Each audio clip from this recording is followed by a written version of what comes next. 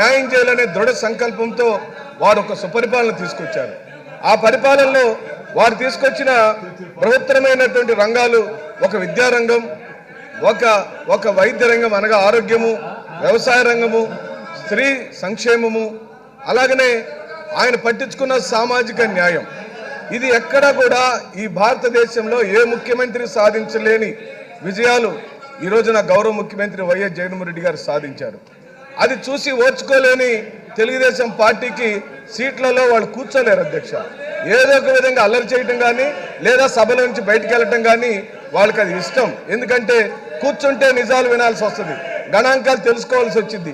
జరిగినవే చెప్పగలుగుతున్నాం మేము కూడా, జరగని దాన్ని ఒక్క మాట కూడా ఈ సభలో మేము చెప్పడానికి వీల్లేదు అధ్యక్ష.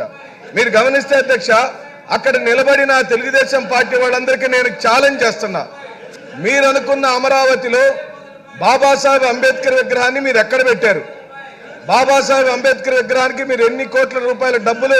అధ్యక్ష, ఇది ఖండిస్తున్నాం. మీ మీద పేపర్లు చల్లటం అనే విషయాన్ని దయచేసి తెలుగుదేశం పార్టీ సభ్యులు మా సహనాన్ని పరీక్షించొద్దని చెప్పి కోరుకుంటున్నాం. మీకు ఇది పొరపాటు అయింది, మీకు పొరపాటు అయిపోయింది. గొడవ పెట్టుకోవటమే మీ లక్ష్యం. ఇది పద్ధతి కాదు, ఇది పద్ధతి కాదు. ఒక బలహీన వర్గాలకు సంబంధించిన స్పీకర్ గారి తలపైన ఆ విధంగా పేపర్లు వేయటం పద్ధతి కాదు.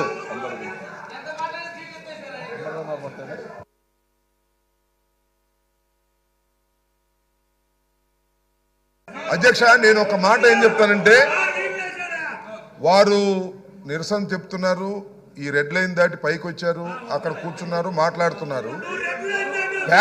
పేపర్లు చించి మీ మీద వేయటం వల్ల అవమానం జరుగుతుందని మేము ఫీల్ అవుతున్నాం. ఈ విధంగా రెచ్చగొట్టే చర్యలు చేస్తే అది మర్యాద కాదు అని మనవి చేస్తున్నాను. మరొక్కసారి మనవి చేస్తున్నాను, మీరు కాగితాలు చించి స్పీకర్ మీద వేయటం అనేది మీరు అవమానకరంగా వ్యవహరిస్తున్నారు. మా సభ్యులను, సభను రెచ్చగొడుతున్నారు. జాగ్రత్త.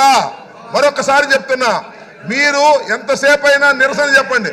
మీరు ఇక్కడ కూర్చుని ఎవరు లేరని కాదు, ఊరికి కాగితాలు చింపి స్పీకర్ మీద వేసి అవమానకరంగా మాట్లాడటం, అవమానకరంగా జెక్చర్స్ ఇవ్వటం పట్ల తీవ్ర నిరసన వ్యక్తం చేస్తున్నాం.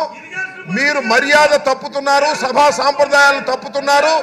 ఇలా సభా సాంప్రదాయాలు తప్పితే మేము కూడా తప్పవలసి ఉంటుంది అనేది గుర్తుపెట్టుకోండి. కాగితాలు చించి ఆ పుస్తకాలు చించి మీరు వేసేటటువంటి ప్రయత్నం చేస్తున్నారు. ఇది మర్యాద కాదు. అసలు మీరు సభలో ఉండదలుచుకున్నారా, వెళ్ళదలుచుకున్నారా? వెళ్ళదలుచుకుంటే చెప్పండి, మీ అంతటా మీరు వెళ్ళండి.